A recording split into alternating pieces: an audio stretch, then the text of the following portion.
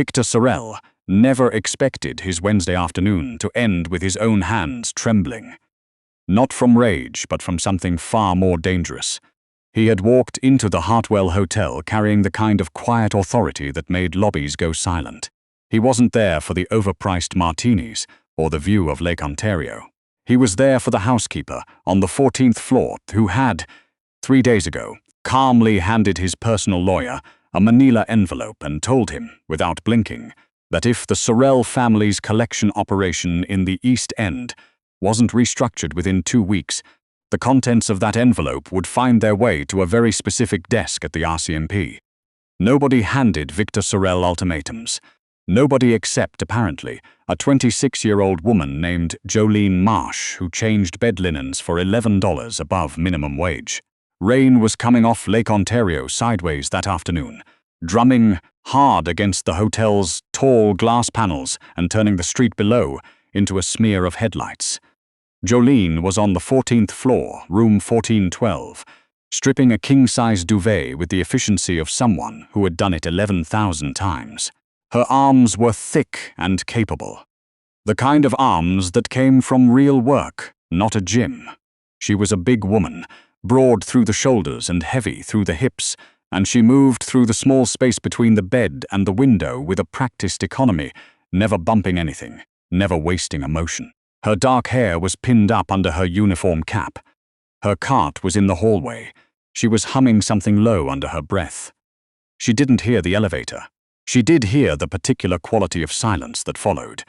The way the corridor outside went still in the specific way it does when someone important arrives, and the usual ambient noise of staff quietly decides to disappear.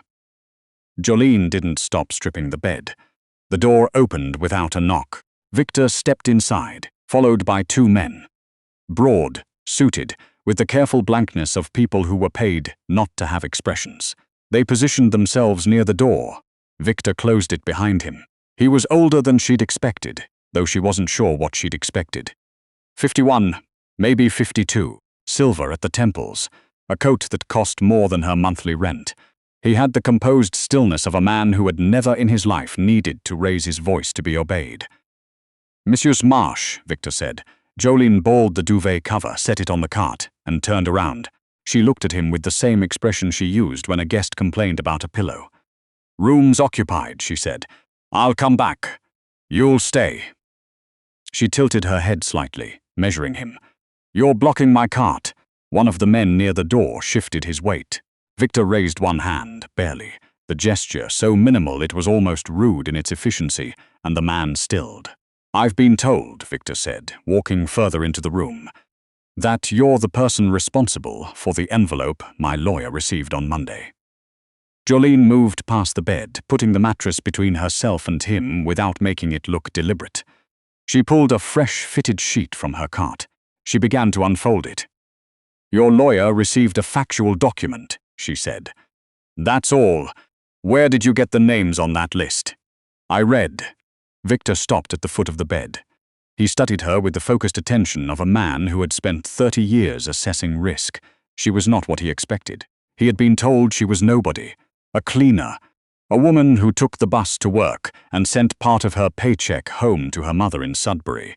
The report his people had pulled together on Jolene Marsh had been the kind of thin file that usually meant a person had nothing worth finding. No criminal record, no significant assets. Rented a basement apartment in Leslieville with 2 other women.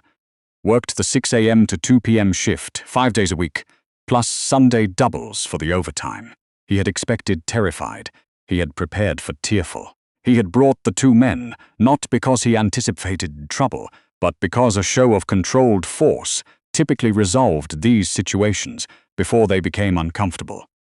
Jolene finished the fitted sheet with a clean snap and began tucking the corners. The bed was between them. She worked around it without looking at him. "You understand," Viktor said, and his voice was that particular low register that had made grown men look at the floor, that what you've done carries consequences, serious ones. I don't say that to frighten you. I say it because I want you to understand exactly what it is you're standing in the middle of." "I understand fine," Jolene said. "Do you?" It wasn't a question. You want me to be scared enough to take the envelope back?" She smoothed the sheet at the corner and straightened up, meeting his eyes across the width of the king-size bed. "I can't take it back. It's been copied." 3 copies, actually. 2 in the city, 1 with a family member. She picked up the duvet from the cart. "So," Viktor looked at her for a long moment. "You're bluffing." "Test it," Jolene said pleasantly, and began shaking out the duvet. The larger of the 2 men near the door. The one with the broken orbital bone that had healed, slightly crooked. Took a step toward her. Viktor didn't stop him this time. The man crossed the room in 4 strides and grabbed Jolene's wrist. His fingers wrapped all the way around and squeezed, intending to hurt. Jolene didn't scream. She didn't flinch. What she did was bring her elbow down on the inside of his arm, with the focused force of a woman who had grown up with 3 older brothers in a 2-bedroom house in Sudbury, who had spent 6 years working breakfast shifts at a highway diner where the walk-in freezer door weighed 90 pounds, and you opened it 40 times a day, who had forearms like quarried stone under the uniform sleeve. The man's grip broke. He made a short, surprised sound. Jolene stepped back, holding the duvet against her chest, breathing normally. "Don't," she said simply. The man looked at his wrist, then at her, then at Viktor. Viktor looked at Jolene. The room was very quiet except for the rain. "You did that before," Viktor said slowly. "Before you thought about it. I've had to do things before I think about them my whole life," Jolene said. "It's not special." She set the duvet on the bed and began straightening it. "Could you both please move toward the door? I need to finish this room by 3. Viktor didn't move toward the door. He moved to the chair in the corner, the low, angular one that guests never actually sat in, and he sat down. He crossed one knee over the other and studied her with an expression that had shifted from predatory to something she couldn't quite name. "Tell me," Viktor said. "What exactly is it that you want?" Jolene pulled the duvet straight. She didn't look up immediately. "I want your people out of the Riverside Market block," she said. "The East End Market corridor, the butcher, the Vietnamese grocery, the woman who does alterations out of the place on Carlaw. You've raised their so-called protection fees 3 times in 8 months. The butcher had to let one of his employees go. The woman on Carlaw is considering closing." Viktor was quiet. "I want the fees returned to what they were in January," Jolene continued. "And I want written confirmation, delivered to the butcher, not to me, because I'm nobody, that the rate is fixed for 24 months. "You're asking me," Viktor said, "to undo a business decision based on the request of a hotel housekeeper." "I'm asking you to undo a bad business decision," Jolene said. She finished the duvet and moved to the pillow side of the bed. "Small businesses that can't survive don't pay fees at all. The math isn't complicated. Why those shops?" Jolene picked up 2 pillows. "The butcher gave my mother a job when she came to the city with nothing. She worked the counter for 6 years. He didn't have to do that. He's a good man." Viktor looked at her for a long time. There was something happening in his expression that he wasn't entirely in control of, and he was aware of it, which was unusual. "You put together a file that my lawyer's office described as, and I'm using their exact word, meticulous," Viktor said. "A housekeeper." "I went to Ryerson for 2 years, Jolene said. Business administration. I left when my mum got sick. I'm not a housekeeper because I couldn't do anything else."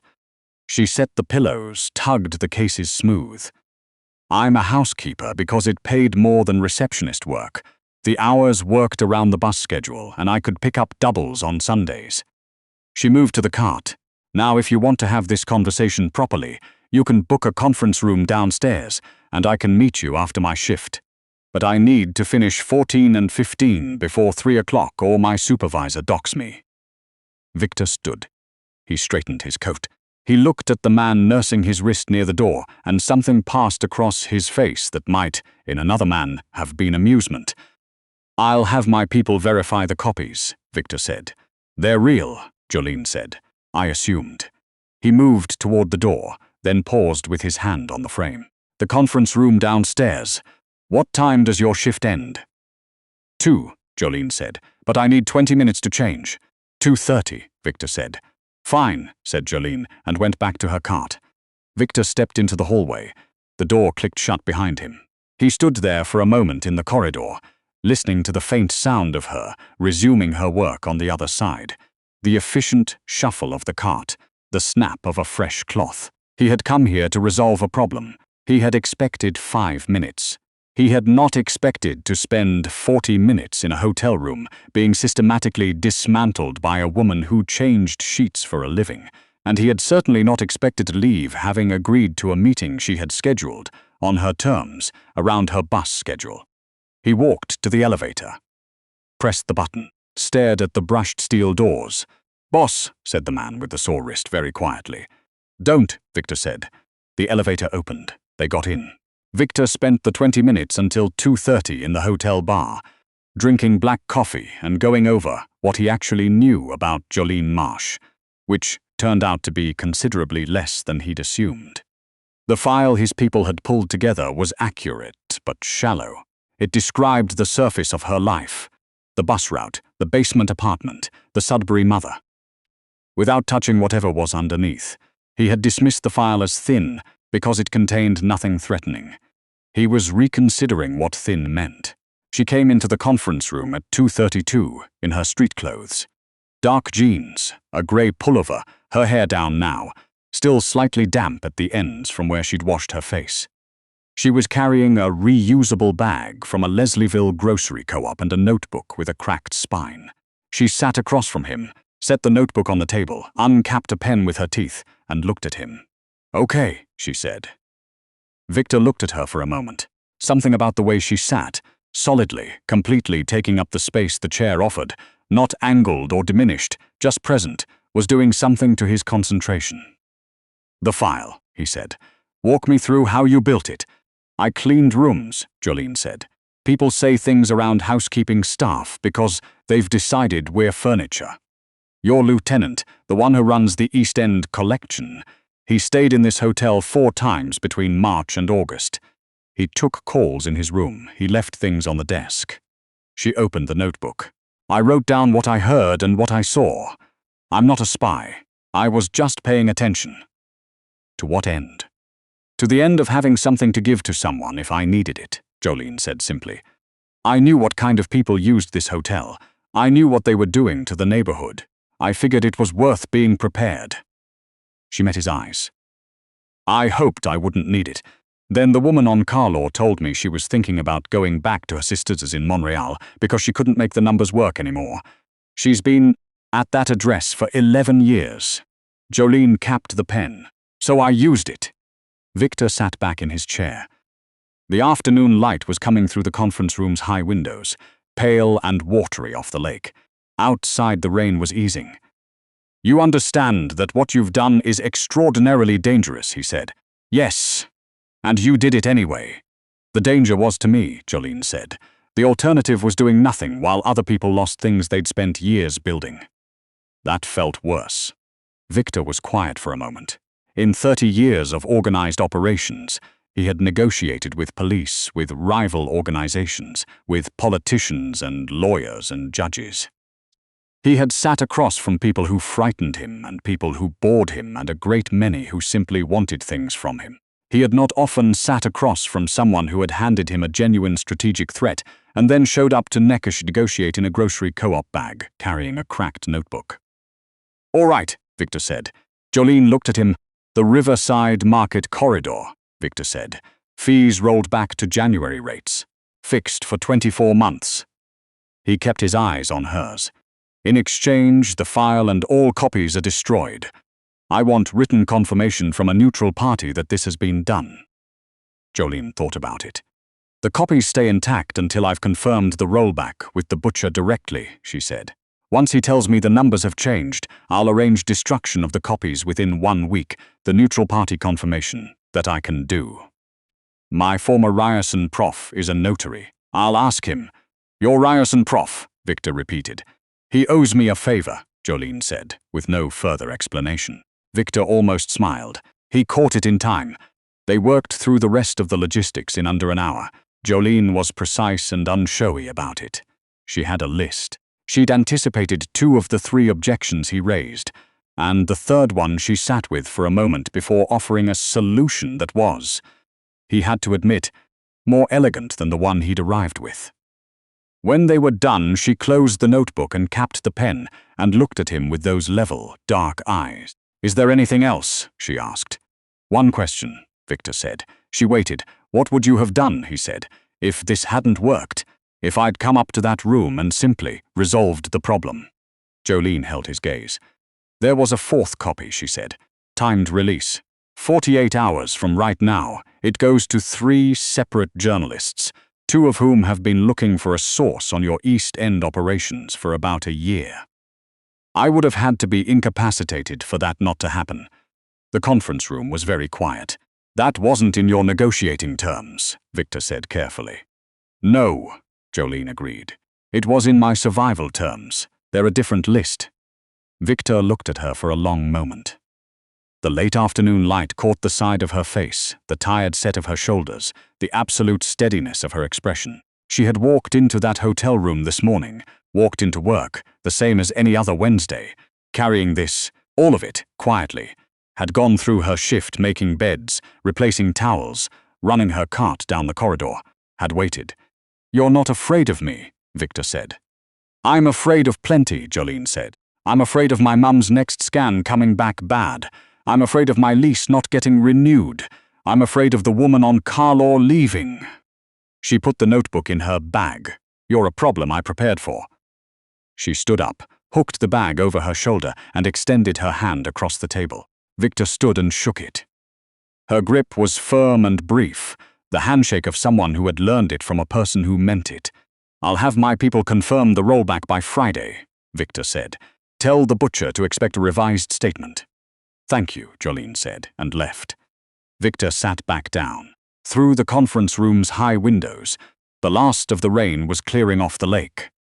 He could see the eastern shoreline going gold in the late light.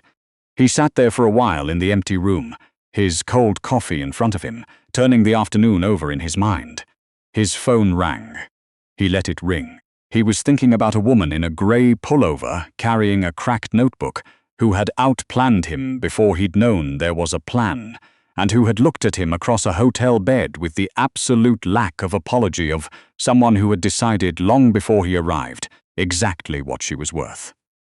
He picked up his phone, put it back down, looked at the door she had walked out of. The rollback confirmation reached the butcher on Friday, exactly as Viktor had said. The woman on car law got her revised statement the same afternoon.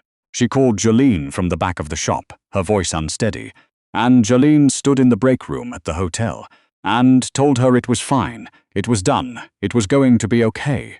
She went back out to her cart and finished her floor. That evening, she was at the bus stop on Queen Street, rain threatening again off the lake, when a black car stopped at the curb. The window came down. Viktor looked at her from the back seat with an expression she still couldn't fully read, though she was starting to understand its edges. "It's raining," he said. "Not yet," Jolene said. "It will be in 6 minutes," he said. "The forecast is specific." The bus stop shelter had a crack in it that let the wind through. Her shoes were not waterproof. She looked at the car, then at him with the same level assessment she had used in the hotel room. "Where are you going?" she asked. "Wherever you're going," Viktor said, without pretense or performance. Just the fact of it, set down plainly. Jolene looked at him for a moment longer. The first drop of rain hit the pavement beside her shoe. Then another. She picked up her bag and got in. The car pulled smoothly away from the curb and into the long, lit corridor of Queen Street, heading east through the darkening city, and Viktor Sorel, who had not been surprised by anything in a very long time, found himself paying close attention to every word she said.